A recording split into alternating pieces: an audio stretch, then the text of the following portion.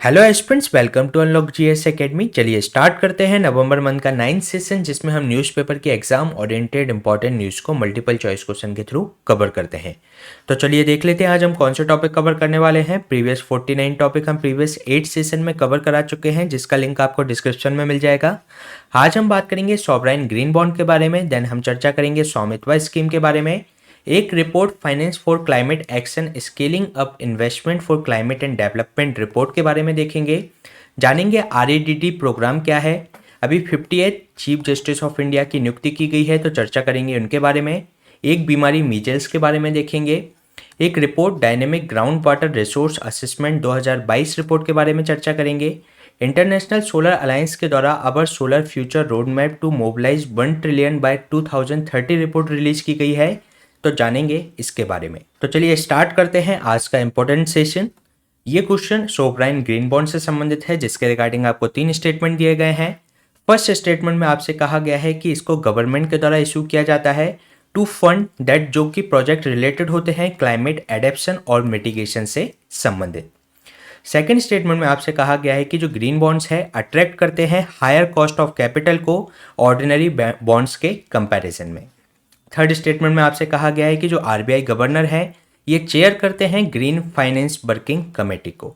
तो इसमें आपको करेक्ट स्टेटमेंट फाइंड आउट करना है। तो चलिए देख लेते हैं इसका आंसर। इसमें जो फर्स्ट स्टेटमेंट में बात की गई है कि गवर्नमेंट के द्वारा इसको इशू किया जाता है टू फंड, जो रिलेटेड होते हैं प्रोजेक्ट क्लाइमेट एडेप्शन और मिटिगेशन से संबंधित, तो ये करेक्ट स्टेटमेंट है।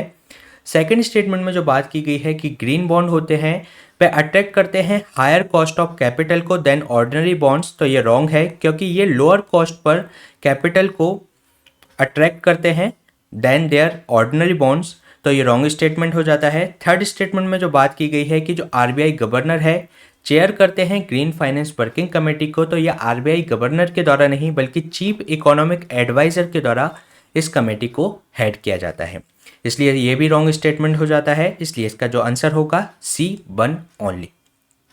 चलिए देख लेते हैं इसके रिसेंट कॉन्टेक्स्ट के बारे में।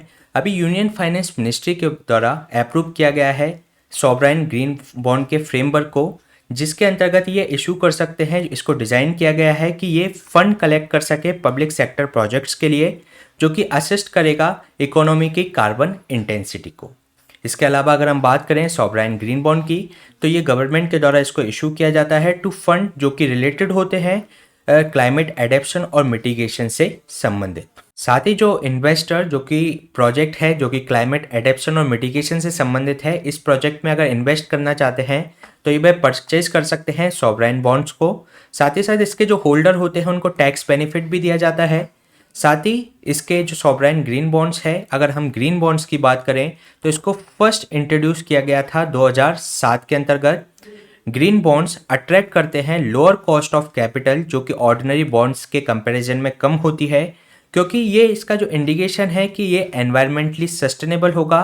साथ ही साथ ये बॉन्ड को रेस करते समय ये इनकी जो क्रेडिबिलिटी और कमिटमेंट इसमें अंतर्गत शामिल होता है। इसके अलावा अगर हम बात करें जो सॉवरेन ग्रीन बॉन्ड फ्रेमवर्क जो रिलीज किया गया है फाइनेंस मिनिस्ट्री के द्वारा, तो उसके बारे में अगर हम देखें तो मिनिस्ट्री ऑफ फाइनेंस के द्वारा ये कॉन्स्टिट्यूट की गई है एक ग्रीन फाइनेंस वर्किंग कमेटी, जिसके अंतर्गत इंक्लूड होंगे मेंबर्स जो कि रेलिवेंट मिनिस्ट्री से आएंगे। साथ ही साथ इसको चेयर किया जाएगा चीफ इकोनॉमिक एडवाइजर के द्वारा। साथ ही साथ ये सपोर्ट करेगा मिनिस्ट्री को प्रोजेक्ट के सिलेक्शन और इवैल्यूएशन के लिए। इसके अलावा इसके द्वारा सपोर्ट किया जाएगा इन प्रोजेक्ट्स को।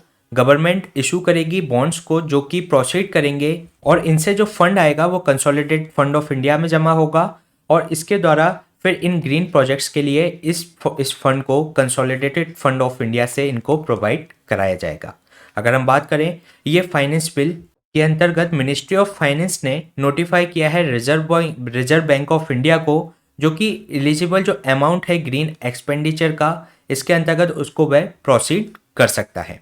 साथ ही अगर हम बात करें जो इंडिया के जो फर्स्ट ग्रीन बॉन्ड की, तो इसको सबसे पहले इशू किया था यस बैंक के द्वारा 2015 के अंतर्गत।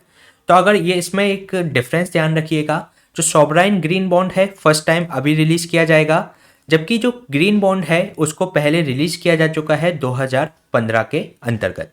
इसके अलावा 2017 में जो हमारी सेबी है उसके द्वारा इसके जो ग्रीन बॉन्ड से संबंधित नॉर्म्स को इसके अंतर्गत डिस्क्लोज किया गया था, जिसके अंतर्गत इश्यूअर के पास जो कि भी इसको इशू करेगा ग्रीन बॉन्ड को, उसको डिस्क्लोज करना पड़ेगा जो भी उसका एनवायरमेंटल ऑब्जेक्टिव्स हैं उसके अंतर्गत, जब भी वह इशू करेगा इस तरीके के बॉन्ड्स को। तो ये हमने क्वेश्चन डिस्कस किया सॉवराइन ग्रीन बॉन्ड से संबंधित। चलिए चलते हैं नेक्स्ट क्वेश्चन पे। नेक्स्ट क्वेश्चन स्वामित्व स्कीम से संबंधित है, जिसके रिगार्डिंग आपको 3 स्टेटमेंट दिए गए हैं। फर्स्ट स्टेटमेंट में आपसे कहा गया है कि जो स्वामित्व स्कीम है एक सेंट्रल सेक्टर स्कीम है जो कि मिनिस्ट्री ऑफ रूरल डेवलपमेंट के द्वारा चलाई जा रही है। सेकेंड स्टेटमेंट में आपसे कहा गया है कि इसका जो उद्देश्य है रिकॉर्ड ऑफ राइट्स को प्रोवाइड कराना जो कि हाउस होल्ड ओनर्स हैं उनको इन अ रूरल एरिया, साथ ही साथ इशू करना प्रॉपर्टी कार्ड्स। थर्ड स्टेटमेंट में आपसे कहा गया है कि जो स्कीम है अप्रूव की गई है फॉर 5 ईयर्स 2020 से 25 के लिए। तो इसके रिगार्डिंग आपको करेक्ट स्टेटमेंट फाइंड आउट करना है। तो चलिए देख लेते हैं इसका आंसर। इसमें जो फर्स्ट स्टेटमेंट में बात की गई है कि स्वामित्व स्कीम, जिसको हम survey of villages and mapping with improvised technology and villages area scheme के रूप में जानते हैं, ये जो स्कीम है एक सेंट्रल सेक्टर स्कीम है जो कि मिनिस्ट्री ऑफ रूरल डेवलपमेंट के अंतर्गत आती है। तो ये रॉन्ग स्टेटमेंट है, ये सेंट्रल सेक्टर स्कीम है लेकिन ये मिनिस्ट्री ऑफ पंचायती राज के अंतर्गत आती है, ना कि मिनिस्ट्री ऑफ रूरल डेवलपमेंट के अंतर्गत। तो इसलिए ये रॉन्ग स्टेटमेंट हो जाएगा। सेकंड स्टेटमेंट में जो बात की गई है कि इसका जो उद्देश्य है कि रिकॉर्ड ऑफ राइट्स प्रोवाइड करना हाउस होल्ड ओनर्स को इन रूरल एरिया, साथ ही साथ प्रॉपर्टी कार्ड्स उनको इशू करना, तो ये करेक्ट है। इसके अलावा जो थर्ड स्टेटमेंट में बात की गई है कि स्कीम अप्रूव्ड की गई है फॉर 5 ईयर 2020 से 25 के लिए, तो ये भी करेक्ट है। इसलिए इसका जो आंसर हो जाएगा वह होगा 2 और 3। तो इसका ये रॉन्ग हो गया है, यहाँ पर ये 2 और 3 ओनली, इसका बी राइट आंसर हो जाएगा। इसके अलावा इसमें भी बी हो जाएगा 2 और 3। अगर हम बात करें इससे संबंधित अभी रिपोर्ट जारी की गई है एक्सपर्ट कमेटी के द्वारा ऑन स्वामित्व स्कीम पर, जो कि किसके द्वारा रिलीज की गई है, मिनिस्ट्री ऑफ पंचायती राज के द्वारा इसको रिलीज किया गया है। इसकी मिनिस्ट्री आप ध्यान रखिएगा क्योंकि इसमें कन्फ्यूजन हो सकता है, हम सोच सकते हैं कि मिनिस्ट्री ऑफ रूरल डेवलपमेंट के द्वारा इसको रिलीज किया जाता है, तो इसमें रॉन्ग हो जाएगा। ये रिलीज की जाती है मिनिस्ट्री ऑफ पंचायती राज के अंतर्गत स्वामित्व स्कीम काम कर रही है। अगर हम बात करें इसके गाइडिंग प्रिंसिपल की, तो इसके ऑब्जेक्टिव हैं स्वामित्व स्कीम के, जिसको हम survey of villages and mapping with improvised technology and villages area scheme के रूप में जानते हैं। ये एक सेंट्रल सेक्टर स्कीम है जो कि मिनिस्ट्री ऑफ पंचायती राज के द्वारा चलाई जा रही है। इसका जो उद्देश्य है कि जो वहाँ के हाउस होल्ड ओनर्स हैं इन रूरल एरियाज़ में, उनको उसका भूमि का अधिकार देना, उनके रिकॉर्ड्स ऑफ राइट प्रोवाइड कराना, साथ ही साथ उनको प्रॉपर्टी कार्ड्स उससे संबंधित प्रोवाइड कराना। इसके अलावा जो रिकॉर्ड ऑफ राइट्स होंगे एक लीगल डॉक्यूमेंट होगा जो कि डिटेल देगा उनकी जो लैंड है उसके बारे में और उसको कौन ओन करता है उसके बारे में। ये जो स्कीम है अप्रूव की गई है 2020 से 25 के लिए। इसके अलावा हम देख लेते हैं जो रिपोर्ट रिलीज की गई है उसमें क्या रिकमेंडेशंस दी गई हैं। रिकमेंडेशन इसके अंतर्गत दी गई है कि रिपोर्ट करें कि जो इस तरीके का सिस्टम क्रिएट करे जो कि प्रमोट कर सके ट्रांसपेरेंसी इन इम्प्लीमेंटेशन के अंतर्गत। साथ ही साथ प्रमोट किया जाना चाहिए जो रिकॉर्ड ऑफ राइट्स है उससे संबंधित जो बैंक लोन्स उनको मिल सकते हैं प्रॉपर्टी कार्ड के एवज में, तो उसको उनको एडॉप्ट किए जाने की ज़रूरत है।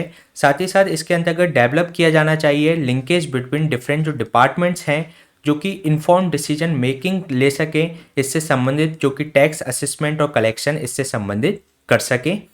इसके अलावा एडॉप्शन ऑफ जो rural area development plan of formulation and implementation है, गाइडलाइन है उससे संबंधित, एंड जो स्वामित्व डाटा है उसका एक्यूरेट ब्लेज लेवल पर प्लानिंग किए जाने की आवश्यकता है।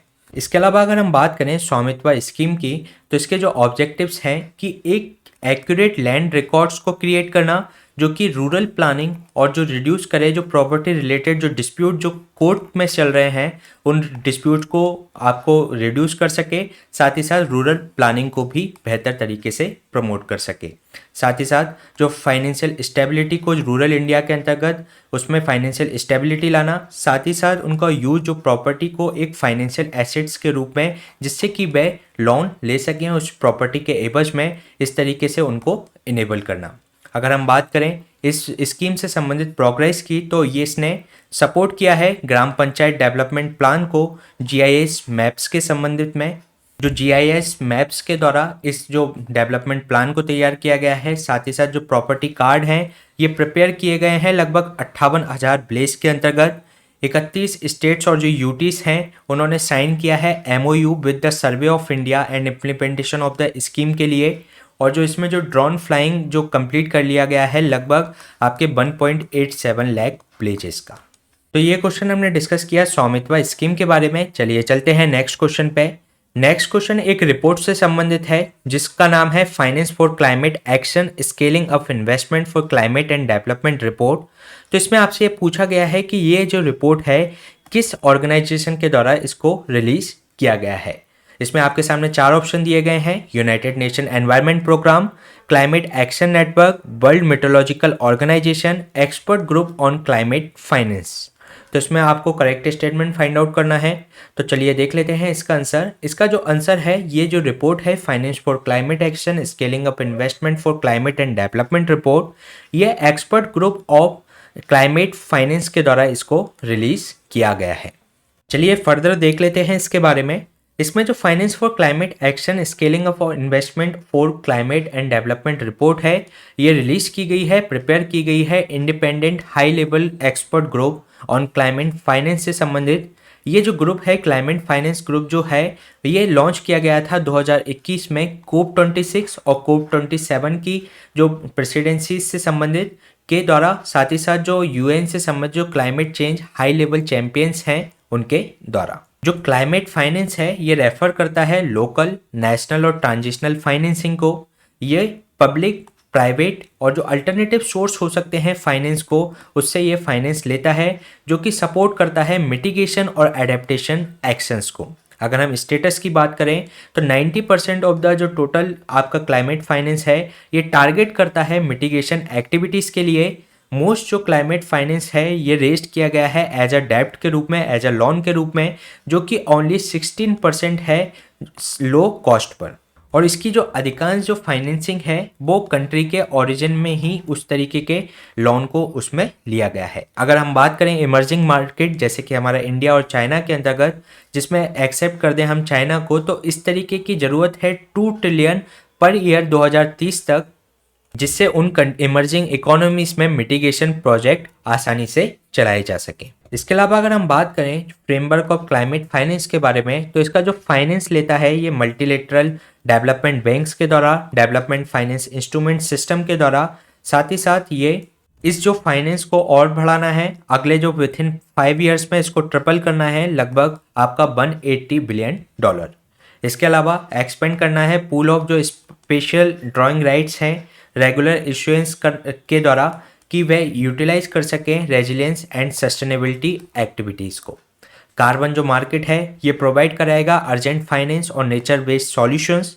इंजीनियर्ड जो रिमूवल्स हैं जैसे कि आप बात करें direct air carbon capture and storage जो टेक्निक होती हैं, इसके द्वारा ये कार्बन क्रेडिट प्रोवाइड कराएगा, जिसके अंतर्गत जो कंपनीज हैं वे इन्वेस्टमेंट करेंगी फॉर रिड्यूसिंग देयर इमिशंस के लिए। अगर हम बात करें ग्रीन क्लाइमेट फंड की, तो ये सेटअप किया गया था 2010 के अंतर्गत United Nation framework climate convention on climate change के अंतर्गत, जो कि एक फाइनेंशियल मैकेनिज्म है to channel the funding to developed country से आपको डेवलपिंग कंट्रीज की तरफ इस फंड को दिया जाना है, जिससे कि जो डेवलपिंग कंट्रीज हैं वह मिटिगेशन क्लाइमेट चेंज के जो प्रोजेक्ट्स हैं उससे संबंधित जो प्रोजेक्ट्स हैं और जो एडेप्टेशन जो प्रोजेक्ट्स हैं उसके लिए वह आसानी से फंड प्राप्त कर सके, क्योंकि इसके अंतर्गत जो विकसित देश हैं उनकी जिम्मेदारी ज़्यादा है क्लाइमेट चेंज से संबंधित।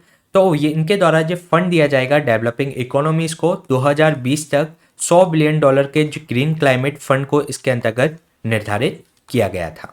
तो ये क्वेश्चन हमने डिस्कस किया क्लाइमेट फाइनेंस की एक रिपोर्ट से संबंधित। चलिए चलते हैं नेक्स्ट क्वेश्चन पे। Next question reducing emission for deforestation and forest degradation in developing countries यानी कि REDD के बारे में है, जिसके रिगार्डिंग आपको 3 स्टेटमेंट दिए गए हैं।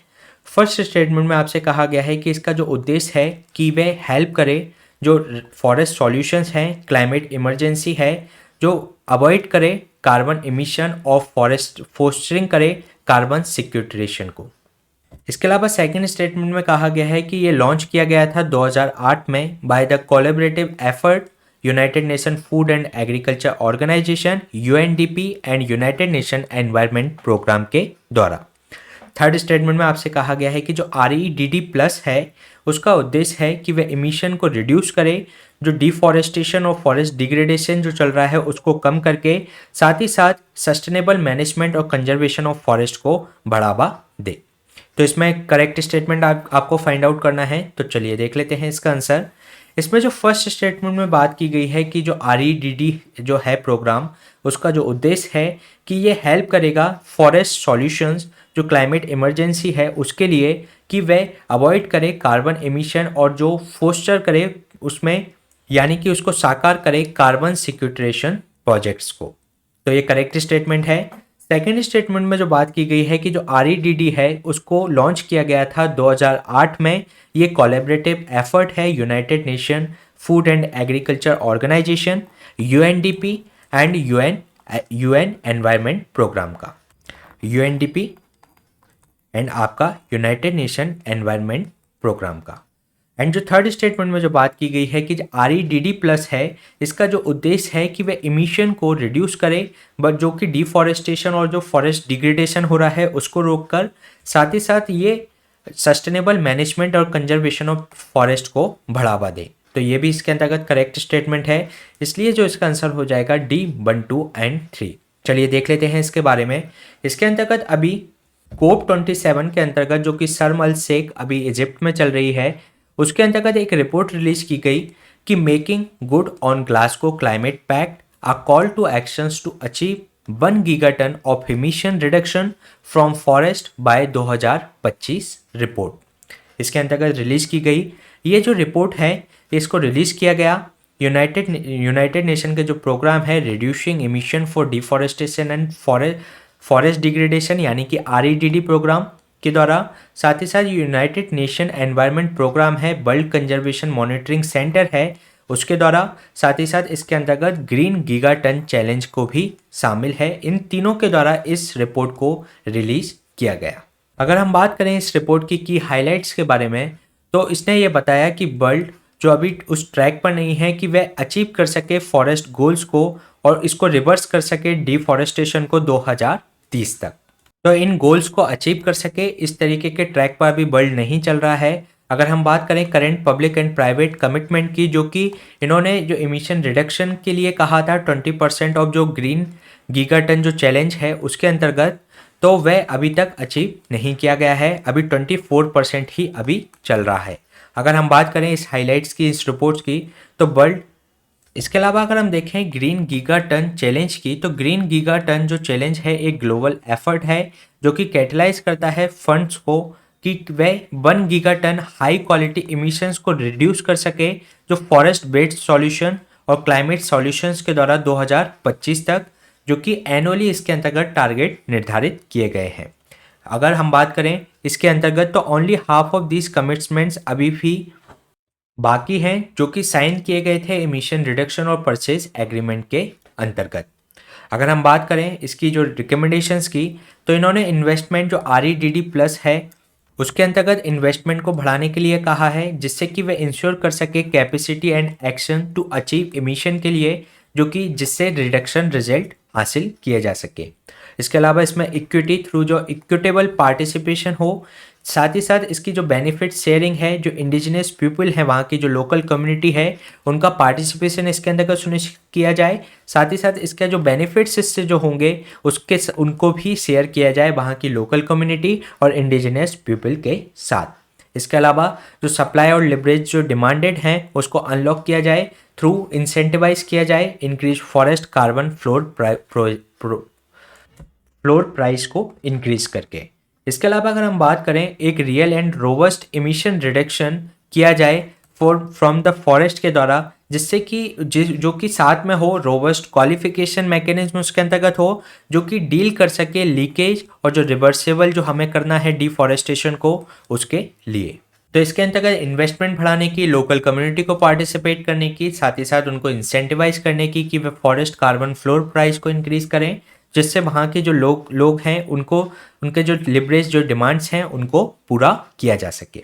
इसके अलावा अगर हम बात करें UNREDD के बारे में, तो reduction emission for deforestation and forest degradation in developing countries programme के बारे में, तो इसका जो गोल है कि ये रियलाइज़ करता है जो forest solution to climate emergency से संबंधित, कि वे अवॉइड कर सके कार्बन एमिशन और जो कार्बन सिक्वेस्ट्रेशन जो प्रोजेक्ट्स हैं उनको साकार कर सके, उनको फोस्टर कर सके। इसको लॉन्च किया गया था 2008 में। ये कोलैबोरेटिव एफर्ट है, इसको ध्यान रखिएगा, United Nation food and agriculture organisation UNDP and United Nation environment programme का। अगर हम बात करें REDD+ की, तो इसका अपग्रेड वर्जन है जो कि रिड्यूस करता है इमिशन फ्रॉम डिफॉरेस्टेशन और फॉरेस्ट डिग्रेडेशन के कारण जो इमिशंस हो रहे हैं उसको रिड्यूस करने का ये प्रयास करता है। साथ ही साथ ये सस्टेनेबल मैनेजमेंट और कंजर्वेशन ऑफ फॉरेस्ट के लिए वर्क करता है। ये कॉमनली रेफर्ड किया जाता है वार्सो फ्रेमवर्क फॉर REDD+, जो कि एडॉप्ट किया गया था COP19 इन वार्सो के अंतर्गत, जो कि पोलैंड में स्थित है, दिसंबर 2013 में। तो जो REDD है वह आया था आपका 2008 में, और जो REDD+ है वह आया था आपका 2013 में, और इसको वार्सो पैक्ट के रूप में भी जाना जाता है। तो ये क्वेश्चन हमने डिस्कस किया UNREDD से संबंधित एक रिपोर्ट के बारे में। चलिए चलते हैं नेक्स्ट क्वेश्चन पे। नेक्स्ट क्वेश्चन, अभी जो 50th chief justice of India की नियुक्ति की गई है, तो उससे संबंधित एक प्रीवियस ईयर क्वेश्चन हम UPSC का ही डिस्कस करते हैं, जिसके अंतर्गत ये फर्स्ट स्टेटमेंट में आपसे कहा गया है कि कोई भी रिटायर्ड जज होते हैं सुप्रीम कोर्ट ऑफ इंडिया के, उनको वापस बुलाया जा सकता है और उनसे सुप्रीम कोर्ट के जज के रूप में फिर से काम कराया जा सकता है चीफ जस्टिस ऑफ इंडिया के द्वारा, with prior permission of president of India के साथ। सेकेंड स्टेटमेंट में आपसे कहा गया है कि जो आपके हाई कोर्ट इन इंडिया है उसके पास पावर है कि वे अपने जजमेंट को रिव्यू कर सके, लेकिन जैसे कि सुप्रीम कोर्ट अपने जजमेंट को रिव्यू कर सकता है रिव्यू पिटीशन और क्यूरेटिव पिटीशंस के द्वारा। तो इसमें आपको करेक्ट स्टेटमेंट फाइंड आउट करना है। तो चलिए देख लेते हैं इसका आंसर। इसमें जो फर्स्ट स्टेटमेंट में बात की गई है कि कोई भी रिटायर्ड जज है उसको चीफ जस्टिस ऑफ इंडिया उसको वापस उसके लिए काम के लिए बुलाया जा सकता है for the president of India की प्रायर परमिशन के द्वारा। तो ये करेक्ट स्टेटमेंट है। सेकेंड स्टेटमेंट में जो कहा गया है कि जो हाई कोर्ट इन इंडिया है उसके पास ये पावर है कि वह अपने जो जजमेंट है उसको रिव्यू कर सके जैसे कि सुप्रीम कोर्ट करता है। तो ये भी इसके अंतर्गत करेक्ट है, इसलिए इसका जो आंसर हो जाएगा बोथ 1 और 2। चलिए देख लेते हैं इसके बारे में। जो आर्टिकल 128 है कॉन्स्टिट्यूशन ऑफ इंडिया का, वह ये कहता है कि जो चीफ जस्टिस ऑफ इंडिया है ये किसी भी समय पर जो कि प्रीवियस कंसेंट लेना पड़ेगा इनको प्रेसिडेंट का, ये रिक्वेस्ट कर सकते हैं एनी पर्सन टू जो सिट और जो एक्ट एज अ जज ऑफ सुप्रीम कोर्ट के रूप में वह काम कर सके। तो ये रिक्वेस्ट करते हैं, ये उसको जो कि रिटायर्ड जज है उन्हें बाध्य नहीं कर सकते कि वह कार्य करेंगे एज अ जज ऑफ सुप्रीम कोर्ट के रूप में, लेकिन ये वह उससे रिक्वेस्ट कर सकते हैं और उसकी परमिशन से ही उनको अपॉइंट कर सकते हैं फॉर सुप्रीम कोर्ट के जज के रूप में। इसके अलावा उनकी जो क्वालिफिकेशंस होनी चाहिए, ये जो ऑफिस ऑफ जज है वो सुप्रीम कोर्ट का उन्होंने हेल्ड किया हो, साथ ही साथ जो ऑफिस ऑफ जज है कोई हाई कोर्ट का, या जो ड्यूली क्वालिफाइड है अपॉइंटमेंट एज अ जज ऑफ सुप्रीम कोर्ट के रूप में भी वे क्वालिफाइड है, तो वह उनको भी इसके अंतर्गत अपॉइंट किया जा सकता है। अगर हम बात करें जो कोर्ट ऑफ रिकॉर्ड की जो बात की गई है, अभिलेख न्यायालय की जो बात की गई है, उसके अंतर्गत हाई कोर्ट अपने जो जजमेंट है उसको रिव्यू कर सकता है, जो आर्टिकल है 226 ऑफ कॉन्स्टिट्यूशन ऑफ इंडिया के अंतर्गत।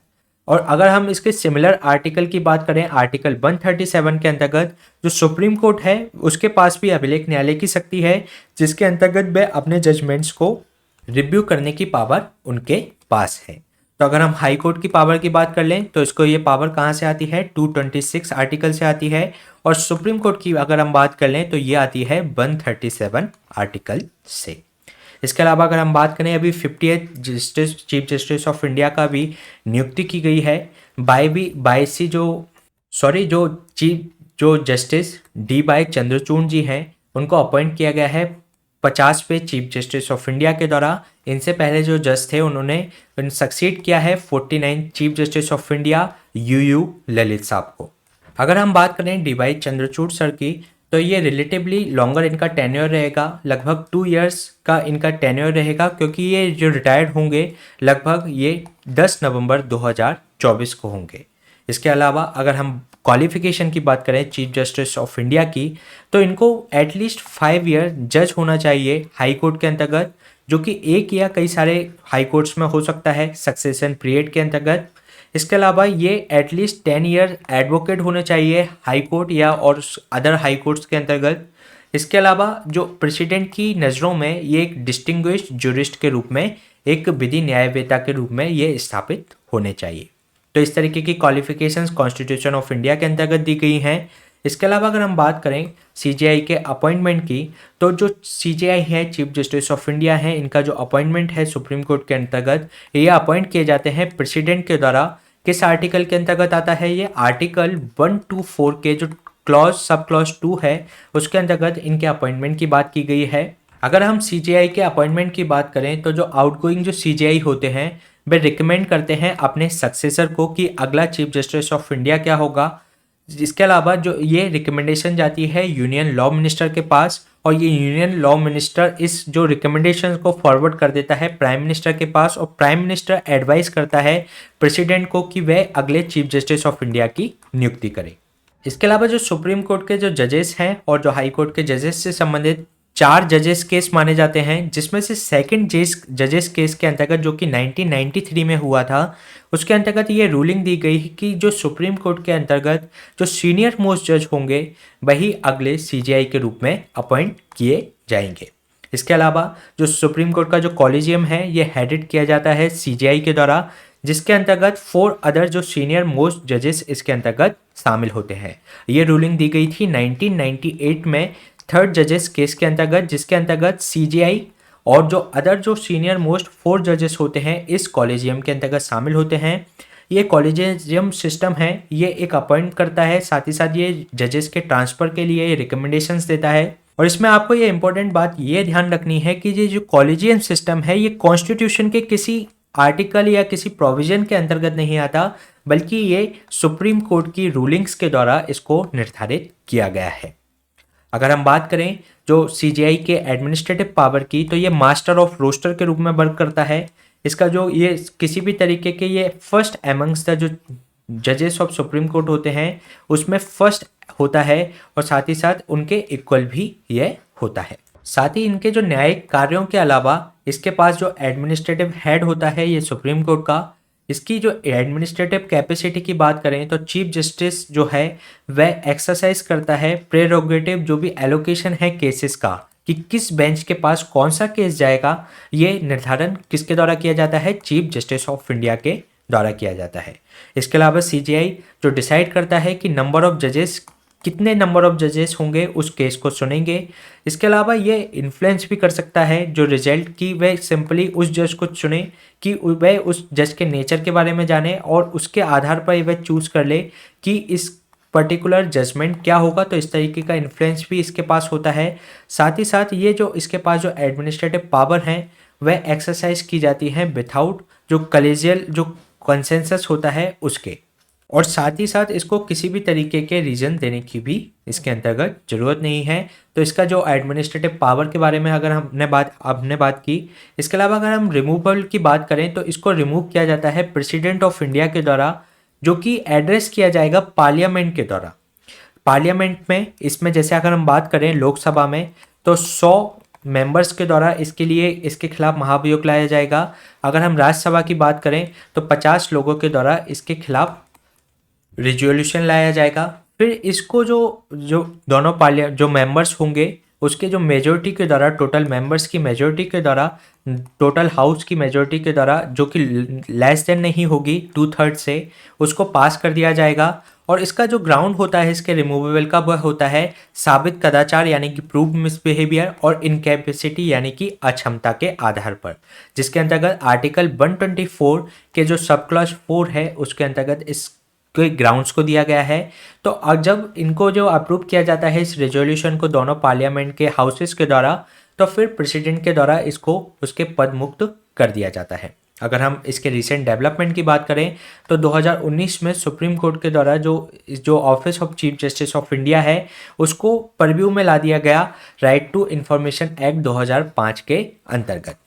तो अगर आपसे पूछा जाए कि चीफ जस्टिस ऑफ इंडिया का जो ऑफिस है वह राइट टू इंफॉर्मेशन एक्ट के अंतर्गत आता है या नहीं आता, तो ये उसको 2019 में इसको उसके अंतर्गत ला दिया गया। तो ये हमने बात की 50th chief justice of India के बारे में। चलिए चलते हैं नेक्स्ट क्वेश्चन पे। नेक्स्ट क्वेश्चन है मीजल्स से संबंधित, जिसके रिगार्डिंग आपको 3 स्टेटमेंट दिए गए हैं। फर्स्ट स्टेटमेंट में कहा गया है कि ये हाईली कंटेजियस होती है, अत्यधिक संक्रामक होती है, एक वायरल डिसीज है।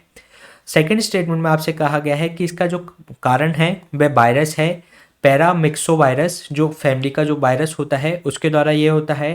थर्ड स्टेटमेंट में कहा गया है कि ये अकर करता है ह्यूमन और एनिमल दोनों के अंतर्गत।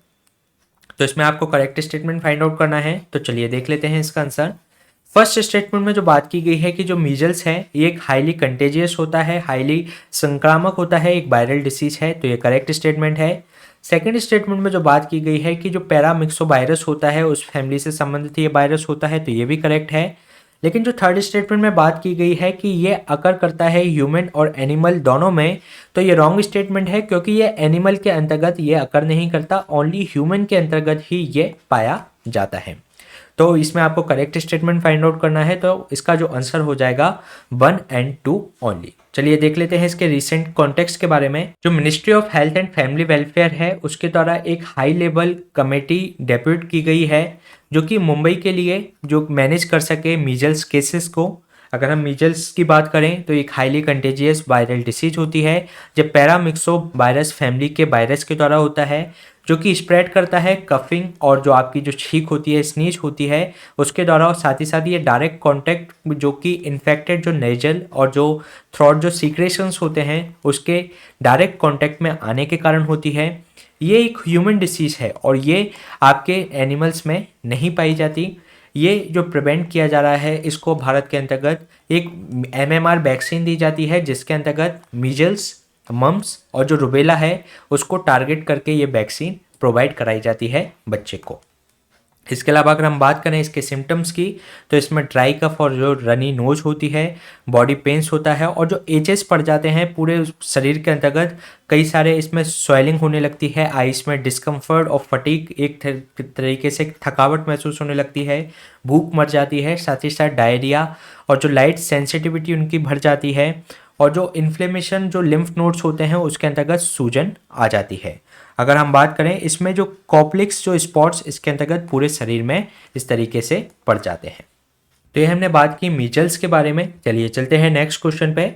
नेक्स्ट क्वेश्चन है एक रिपोर्ट से संबंधित, जिसके अंतर्गत आपसे पूछा गया है कि dynamic ground water resource assessment 2022 report जो कि रिलीज की गई है मिनिस्ट्री ऑफ जल शक्ति के द्वारा, इससे संबंधित आपको कुछ स्टेटमेंट दिए गए हैं, उसमें से आपको करेक्ट स्टेटमेंट फाइंड आउट करना है। फर्स्ट स्टेटमेंट में आपसे कहा गया है कि इसमें जो असेसमेंट है ये किया जाता है पीरियोडिकली इंटरवल पर, जॉइंटली किसके द्वारा, सेंट्रल ग्राउंड वाटर बोर्ड और स्टेट्स और यूटी के साथ मिलकर। सेकेंड स्टेटमेंट में आपसे कहा गया है कि India largest uses of ground water को वह यूज करता है with a fourth of total global withdrawal की अगर हम बात करें तो वह 4th पोजीशन पर आता है। इसके अलावा अगर हम बात करें total annual ground water recharge की तो ये डिक्रीज हो रहा है, रेनफॉल कंट्रीब्यूट्स कर रही है नियरली 61% ऑफ दिस। तो इसमें आपको करेक्ट स्टेटमेंट फाइंड आउट करना है। तो चलिए देख लेते हैं इसका आंसर। इसमें जो फर्स्ट स्टेटमेंट में बात की गई है कि इसका जो असेसमेंट है ये कैरिड आउट किया जाता है पीरियोडिकली, आवर्ती समय में, इंटरवल में इसको किया जाता है। ये सेंट्रल ग्राउंड वाटर बोर्ड और स्टेट और यूटीज भी इस असेसमेंट में पार्ट लेते हैं, तो ये करेक्ट स्टेटमेंट है। सेकेंड स्टेटमेंट में बात किया गया है कि जो इंडिया है एक लार्जेस्ट यूजर है ग्राउंड वाटर का। अगर हम ग्लोबल लेवल पे बात करें तो ये ग्लोबल जो विड्रॉल है जिससे ज़मीन के अंदर से ग्राउंड से जो वाटर निकाला जाता है उसमें 4th पोजीशन में आता है। साथ ही साथ थर्ड स्टेटमेंट में आपसे कहा गया है तो ये करेक्ट स्टेटमेंट है। थर्ड में जो बात की गई है कि टोटल एनुअल जो ग्राउंड वाटर रिचार्ज है ये डिक्रीज हो रहा है, तो ये डिक्रीज नहीं ये इंक्रीज हो रहा है। और साथ ही साथ जो इसका रेनफॉल जो कंट्रीब्यूशन है नियरली कितना है, 61% जो रेनफॉल इसके जो रिचार्ज में कंट्रीब्यूट कर रही है। तो इसका जो आंसर हो जाएगा 1 और 2 ओनली। चलिए देख लेते हैं इसके रिसेंट कॉन्टेक्स्ट के बारे में।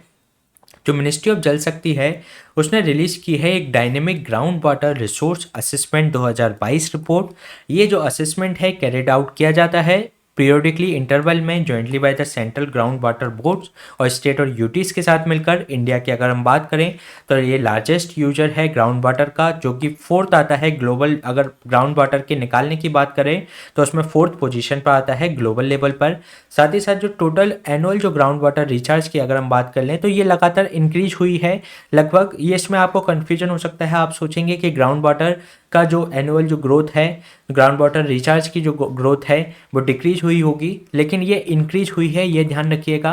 लगभग 437.6 जो BCM है वह इसके अंतर्गत इंक्रीज हुआ है। और इसमें जो रेनफॉल है सबसे ज़्यादा कंट्रीब्यूट कर रही है 61% ग्राउंड वाटर रिचार्ज के लिए। साथ ही साथ इसके एक्सट्रैक्शन की अगर हम बात करें ग्राउंड वाटर के, तो इसकी जो ग्राउंड वाटर एक्सट्रैक्शन है लगभग परसेंटेज की बात करें तो यूटिलाइजेशन जो ग्राउंड वाटर है जो अगेंस्ट रिचार्ज की बात करें तो वह यूटिलाइजेशन हम ज़्यादा निकाल रहे हैं और जो कि रिचार्ज से ज़्यादा है, और जो कि डिक्लाइन कर रहा है लगभग 60% तक ग्राउंड वाटर हमारा डिक्लाइन कर चुका है। 87% ऑफ ग्राउंड वाटर की बात करें तो ये एक्सट्रैक्ट किया जाता है आपके इरिगेशन सिंचाई के पर्पज़ के लिए। ग्राउंड वाटर एक्सट्रैक्शन की बात करें तो ये काफ़ी हाई है इन कहाँ पर, हरियाणा, जहाँ पर आपकी ग्रीन रिवॉल्यूशन के जो एरिया हैं, राजस्थान, दादर एंड नागर हवेली और जो दमन द्वीप वाले जो एरियाज हैं वहाँ पर इसका जो ग्राउंड वाटर का जो एक्सट्रैक्शन है वह काफ़ी ज़्यादा है। अगर हम इसकी कैटेगरीज की बात करें तो 67% ऑफ जो ग्राउंड वाटर यूनिट्स हैं सेफ, और साथ ही साथ ये डिक्लाइन हो रहे हैं इन द नंबर ऑफ जिनके आपको ओवर एक्सप्लॉयटेड जो यूनिट्स के अंतर्गत इनको शामिल किया जाता है। 14% जो असेसमेंट जो यूनिट्स हैं वह इसके अंतर्गत ओवर एक्सप्लॉयटेड हैं। साथ ही साथ 4% जो इसके अंतर्गत कैटेगरीज हैं वो लगभग क्रिटिकल स्टेज पर हैं। इसके अलावा अगर हम बात करें इनिशिएटिव के लिए गए हैं भारत सरकार के द्वारा ग्राउंड वाटर मैनेजमेंट के लिए, तो एक योजना चलाई जा रही है अटल भूजल योजना, जिसके अंतर्गत ग्राउंड वाटर के मैनेजमेंट को इम्प्रूव किया जाता है, जिसमें जो कम्युनिटी पार्टिसिपेशन है उसके अंतर्गत इनको शामिल करके ग्राउंड वाटर को रिचार्ज किया जाता है। साथ ही साथ मास्टर प्लान तैयार किया गया है for artificial recharge to ground water 2020 के लिए, जिसके अंतर्गत ये प्रयास करता है कि कंस्ट्रक्शन कर सकें रेन वाटर हार्वेस्टिंग का, और जो आर्टिफिशियल रिचार्ज जो स्ट्रक्चर्स हैं उनको बढ़ावा दिया जाए, उनके कंस्ट्रक्शन को बढ़ावा दिया जाए। अगर हम बात करें एक aquifer mapping and management programme भी तैयार किया गया है, जो कि सेंट्रल ग्राउंड वाटर जो बोर्ड है उसके द्वारा इस प्रोग्राम को चलाया जा रहा है, जिसमें जो एक्यूफर्स हैं ज़मीन के अंतर्गत उनकी मैपिंग की जाती है, उनको मैनेजमेंट करने का इसके अंतर्गत प्रयास किया जाता है। इसके अलावा अगर हम बात करें सेंट्रल ग्राउंड वाटर बोर्ड की, तो ये एक सब ऑर्डिनेट ऑफिस है जो कि मिनिस्ट्री ऑफ वाटर रिसोर्स के अंतर्गत आता है। ये एक नेशनल एपेक्स एजेंसी है जो कि इंटरेस्ट करती है आपकी जो कंट्री के अंतर्गत जो ग्राउंड वाटर जो रिसोर्सेस हैं उसको, इसकी जो रिस्पॉन्सिबिलिटी है कि ये उनसे संबंधित साइंटिफिक इनपुट्स को प्रोवाइड कराया जाए, मैनेजमेंट करे, उनको एक्सप्लोर करे, साथ ही साथ उनका मॉनिटरिंग, असेसमेंट और ऑगमेंटेशन और रेगुलेशन जो ग्राउंड वाटर जो हमारे रिसोर्सेस हैं उसको करने का काम इसका है, उसकी रिस्पॉन्सिबिलिटी है। साथ ही साथ इसको इस्टेब्लिश किया गया था 1970 के अंतर्गत, जो कि रीनेम कर दिया गया एक्सप्लोरेटरी जो ट्यूबवेल्स जो ऑर्गेनाइजेशन थी मिनिस्ट्री ऑफ एग्रीकल्चर के अंतर्गत, उसको रीनेम करके ये बनाया गया था सेंट्रल ग्राउंड वाटर बोर्ड के रूप में। इसके अलावा जब इसको बनाया गया था तो इसके अंतर्गत 1972 में जो आपकी जियोलॉजिकल सर्वे ऑफ इंडिया के अंतर्गत ग्राउंड वाटर विंग थी 1972 के अंतर्गत, इसके अंतर्गत सेंट्रल ग्राउंड वाटर बोर्ड के अंतर्गत वह शामिल कर दी गई। तो ये क्वेश्चन हमने डिस्कस किया ग्राउंड वाटर की एक रिपोर्ट से संबंधित। चलिए चलते हैं नेक्स्ट क्वेश्चन पे। नेक्स्ट क्वेश्चन, ये एक report our solar futures road map to the mobilise 1 trillion by 2030 जो रिलीज की गई है इंटरनेशनल सोलर अलायंस के द्वारा। इसके रिगार्डिंग आपको 3 स्टेटमेंट दिए गए हैं, इसमें से आपको करेक्ट स्टेटमेंट फाइंड आउट करना है। फर्स्ट स्टेटमेंट में कहा गया है कि ये जो रिपोर्ट है इसको रिलीज किया गया एट COP27 जो कि अभी आप की चल रही है शर्म अल शेख इजिप्ट के अंतर्गत, in partnership with World Resource Institute and Bloomberg जो फिलैंथ्रोपीज है उसके द्वारा। सेकेंड स्टेटमेंट में आपसे कहा गया है कि जो एवरेज एनुअल इन्वेस्टमेंट है इन सोलर सॉल्यूशंस के अंतर्गत उसको ज़रूरत है कि वह डबल किया जाए 2021 से 2030 के लिए, जिससे कि हम जो पेरिस क्लाइमेट गोल्स हैं और जो सस्टेनेबल डेवलपमेंट गोल्स हैं उनको अचीव कर सकें। थर्ड स्टेटमेंट में आपसे कहा गया है कि जो कॉस्ट ऑफ सोलर एनर्जी है और जो बैटरी एनर्जी है वो फॉल कर रही है, जिससे कि ये सोलर जो टेक्नोलॉजी कॉस्ट है उसको डिक्रीज कर रही है, जो कि कॉम्पिटिटिव बनाती है फॉसल फ्यूल्स के कंपैरिजन में इसको। तो इसके रिगार्डिंग आपको करेक्ट स्टेटमेंट फाइंड आउट करना है। तो चलिए देख लेते हैं इसका आंसर। इसमें जो फर्स्ट स्टेटमेंट में बात की गई है कि इस रिपोर्ट को रिलीज किया गया COP27 जो कि शर्म अल शेख इजिप्ट के अंतर्गत चल रही है with the partnership with World Resource Institute and Bloomberg फिलैंथ्रोपीज के द्वारा। तो ये करेक्ट स्टेटमेंट है। सेकेंड स्टेटमेंट में जो बात की गई है कि इसकी जो एवरेज एनुअल इन्वेस्टमेंट है सोलर सॉल्यूशंस के लिए ये डबल करने की आवश्यकता है 2021 से, जिससे कि हम जो पेरिस क्लाइमेट गोल्स हैं और जो सस्टेनेबल डेवलपमेंट गोल जो हमको 2030 तक पूरे करना है उनको पाने में ये सहायता करेंगे। तो ये भी करेक्ट है। थर्ड स्टेटमेंट में जो बात की गई है कि सोलर एनर्जी और जो बैटरी स्टोरेज है उसकी जो कॉस्ट कम होने के कारण ये जो टेक्नोलॉजी है कॉम्पिटिटिव हो गई है फॉसल फ्यूल्स के कंपैरिजन में। तो ये भी करेक्ट है, इसलिए इसका जो आंसर हो जाएगा D1, 2 एंड 3। चलिए देख लेते हैं इसके बारे में। अभी इंटरनेशनल सोलर अलायंस के द्वारा रिलीज किया गया है इस रिपोर्ट को, our solar future road map to the mobilise 1 trillion by 2030। इसको रिलीज किया गया COP27 के अंतर्गत वर्ल्ड रिसोर्स इंस्टीट्यूट और ब्लूमबर्ग फिलैंथ्रोपीज के साथ पार्टनरशिप के साथ। इसने आउटलाइन किया प्रायोरिटी एक्शन क्या होने चाहिए गवर्नमेंट के, डेवलपमेंट फाइनेंस इंस्टीट्यूशन के, साथ ही साथ इससे संबंधित जो अदर एक्टर्स हैं कि वे स्केल अप कर सकें सोलर इन्वेस्टमेंट को। इसके अलावा इन्होंने ये कहा कि इन्वेस्टमेंट जो मेजर्स हैं उसके लिए एवरेज एनुअल इन्वेस्टमेंट को इसमें बढ़ाया जाने की आवश्यकता है, उसको डबल किए जाने की आवश्यकता है 2021 से, कि जिससे कि हम आसानी से प्राप्त कर सकें जो हमारे पेरिस क्लाइमेट गोल्स हैं जिसको हमें 2100 तक अचीव करना है, लगभग 1.5 डिग्री सेल्सियस तक तापमान को सीमित करना है और ये मैक्सिमम कितना हो सकता है 2 डिग्री सेल्सियस तक करने का प्रयास किया जाएगा, तो पर रोकने का लिमिट करने का प्रयास किया जाएगा। तो इन गोल्स को साथ ही साथ जो सस्टेनेबल डेवलपमेंट गोल हैं जो कि हमारे 17 गोल हैं उसके अंतर्गत जो कि हमें 2030 तक प्राप्त करने हैं, तो उनको प्राप्त करने के लिए एक महत्वपूर्ण प्रयास इसके अंतर्गत किया जा सकता है। इसके जो अंक को अचीव करने के लिए हमें अपने फंड को डबल करने की ज़रूरत है। साथ ही साथ जो सोलर एनर्जी है, जो उसके फोटोवोल्टिक है, उसकी जो एनर्जी स्टोरेज है, बैटरी है, उसकी कॉस्ट कम हो जाने के कारण, ये टेक्नोलॉजी की कॉस्ट कम हो जाने के कारण ये इसको एक कॉस्ट कॉम्पिटिटिव बनाती है in comparison to the fossil fuels की अपेक्षा में। अगर हम बात करें इस जो फ्रेमवर्क आया है, जो रोड मैप इसके अंतर्गत रिलीज किया गया है, उसके अंतर्गत 4 सोलर मार्केट जो सेगमेंट्स हैं उसके बारे में बताया गया है, इन सेगमेंट्स के बारे में, साथ ही साथ उसका सॉल्यूशन भी इसके अंतर्गत दिया गया है रोड मैप के अंतर्गत, जिसमें ऑफ ग्रिड और जो डिसेंट्रलाइज जो सोलर हैं जैसे कि रूफ टॉप हो गया या छोटे छोटे एरिया में जो सोलर ग्रिड लगाए जाते हैं, तो उनसे संबंधित अगर सेगमेंट से संबंधित सॉल्यूशन के बारे में इसमें कहा गया है कि टैरिफ पॉलिसी इसके अंतर्गत डेवलप की जाए, साथ ही साथ उनको सोलर इंसेंटिवाइज किया जाए, रिमूव किया जाए जो इम्पोर्ट जो रेस्ट्रिक्शंस कंट्रीज के द्वारा लगाई गई है उसको रिमूव किया जाए, साथ ही साथ इस जो प्रोजेक्ट को अलाइन किया जाए मिनी ग्रिड प्रोजेक्ट के साथ। सेकंड जो सेगमेंट्स है यूटिलिटी स्केल्स और ग्रिड कनेक्टेड सोलर से संबंधित है, जिसमें इस बात का सॉल्यूशन दिया गया है कि क्रिएट किया जाए फिट फॉर जो सोलर जो रेगुलेटरी फ्रेमवर्क है उस तरीके का फ्रेमवर्क इसके अंतर्गत तैयार किया जाए।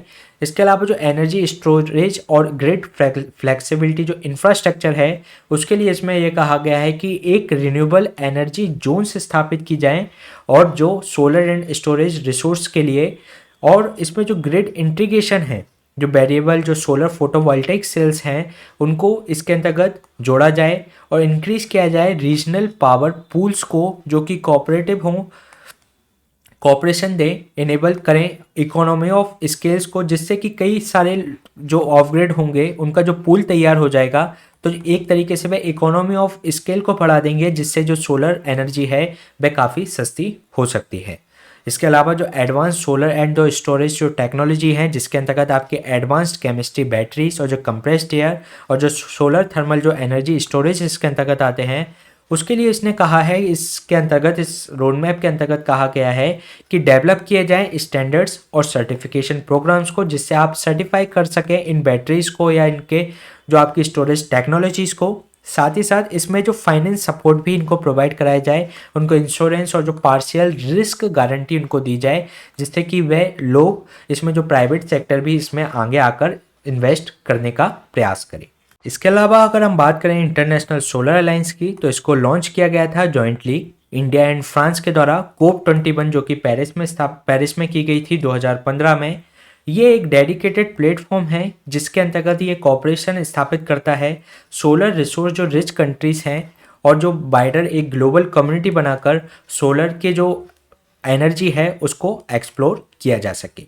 इसके अलावा अगर हम बात करें, ये गाइडेड करता है इसके जो टूवर्ड्स 1000 जो स्ट्रेटजीज है इसके द्वारा ये गाइडेड है। अगर इस आपसे पूछ लिया जाए कि टूवर्ड्स 1000 जो स्ट्रेटजी है वह किस ऑर्गेनाइजेशन से संबंधित है, तो ये आपकी इंटरनेशनल सोलर अलायंस से संबंधित है, जिसका उद्देश्य है कि मोबिलाइज करे लगभग 1000 बिलियन डॉलर इन्वेस्टमेंट इन सोलर एनर्जी सॉल्यूशन 2030 तक।